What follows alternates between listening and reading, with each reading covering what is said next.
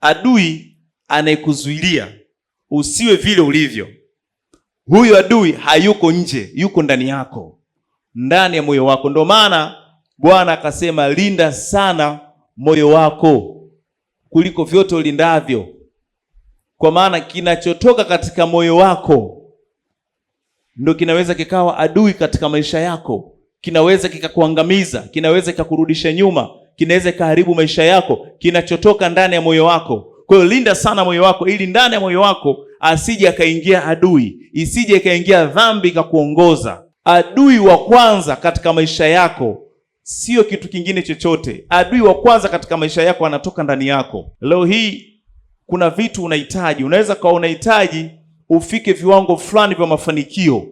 Adui atakayekuzuilia usifike hivyo viwango vya mafanikio atoki nje, anatoka ndani yako. Adui anayezuilia usifikie mafanikio yako atoki nje, hawezi kuwa jirani, hawezi anatoka ndani ya moyo wako.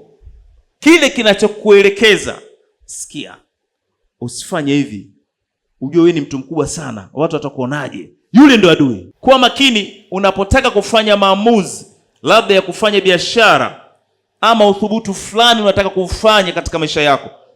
Kuwa makini na yale mawazo yanayoinuka kipindi kile unataka kufanya uthubutu. Yale mawazo, ukiona wazo linapingana na wewe, ujue hilo wazo ndo adui yako wa kwanza katika maisha yako. Adui atoki nje, adui akae nje, adui anakaa ndani. Wengine adui wa kwanza ni roho yako mwenyewe. Ndio maana utakuta roho na nafsi ama roho na mwili vinavutana. Mwili unataka kitu fulani, mwili unataka mafanikio, lakini roho yako inazuia, inakuzuilia wewe usifanye kitu ama usifanye vitu vitakavyokufanya ufanikiwe. Roho yako inakuruhusu ufanye zinaa, anajua kabisa katika zinaa huyu hawezi kufanikiwa. Roho yako inakuruhusu ubake, inajua kabisa ukibaka kuna matokeo yatatokea mabaya juu yako. Roho yako na nafsi yako vinauruhusu mwili wako ukaibe, uongope, useme uongo. Yaani roho na nafsi vinakuruhusu ufanye vitu ambavyo vitakuletea matokeo mabaya. Roho yako na nafsi yako, yaani damu yako, havikuruhusu ufanye vitu vitakavyosababisha mafanikio kwenye maisha yako. Na ukitaka kufanya kitu kitakachosababisha mafanikio katika maisha yako, unaona vita imeinuka. Roho yako, nafsi yako, damu yako vina uwezo wa kuzuilia baraka zako. Roho, nafsi na damu yako vikitaka kuzuilia baraka zako vinafanyaje?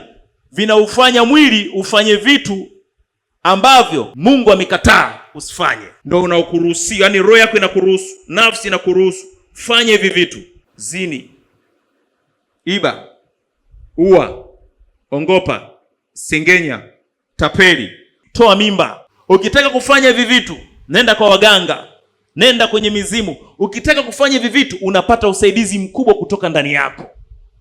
Yaani roho yako inakusaidia kupata mganga. Ukitaka kufanya uzinifu, roho yako inakusaidia, inakuletea usaidizi wa mtu wa kukutanisha na mtu wa kuzini naye. Ukitaka kutoa mimba, roho yako inakusaidia kukamilisha lile tukio, kwa sababu roho yako na nafsi yako na damu yako inajua kabisa hivi vitu unavyovifanya vina matokeo mabaya kwenye maisha yako. Ukiona ukitaka kufanya vitu vibaya ambavyo Mungu amekataza, unafanya kwa wepesi. Lakini ukitaka kufanya vitu ambavyo vitasababisha mafanikio na baraka kwenye maisha yako, labda biashara, kufungua kampuni, alafu roho yako inakuwa nzito. Lakini about uzinifu, roho yako inakufanyia usaidizi, na roho yako inakupa nyepesi, yani inakupa kibali kafanye, inakufanyia wepesi. Au unajiona kabisa ndani yangu nikafanye. Lakini kuhusu biashara, usifanye. Jua kabisa adui yako wa kwanza yuko ndani yako. Na hiki ndicho kinachotokea kwenye maisha ya watu wengi, kwamba anapotaka kufanya mambo yatakayosababisha mafanikio anakuwa na uzito. Ukitaka kufanya vitu vinavyohusu ibada, unakuwa na uzito. Ukitaka kufanya vitu ambavyo Mungu amesema fanya, labda kutoa sadaka, kufunga, unakuwa na uzito. Yaani ukitaka kuanza kufunga tu, mara vidonda vya tumbo, mara unasikia mwili wote hauna nguvu. Yaani mimi nikifunga kifika saa 6 mimi nashindwa, nitafungulia mimi siwezi kufunga.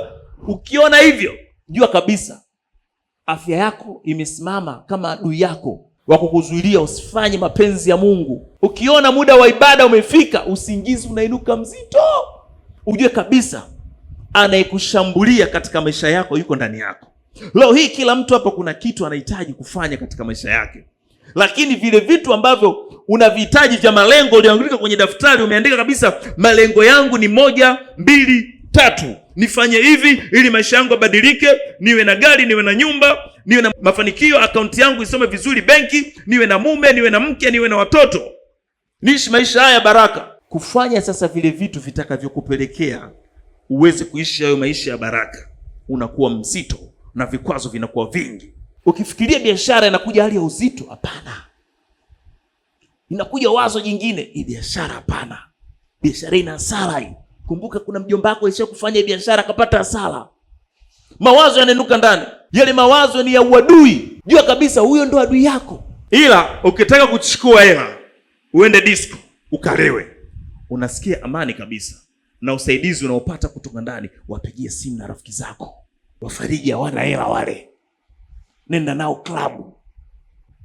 Kesho kumbuka unaweza kuona shida, watakusaidia wale. Unasikia wazo ndani yako, afu ndani mwili unasema kweli, unainua simu unawapigia ili wakakusaidia kutafuna zile hela. Yaani kifikia habari ya kufanya kitendo kitakachokusababisha uwe maskini, ndani yako unapata mawazo ya kusupport kayafanye.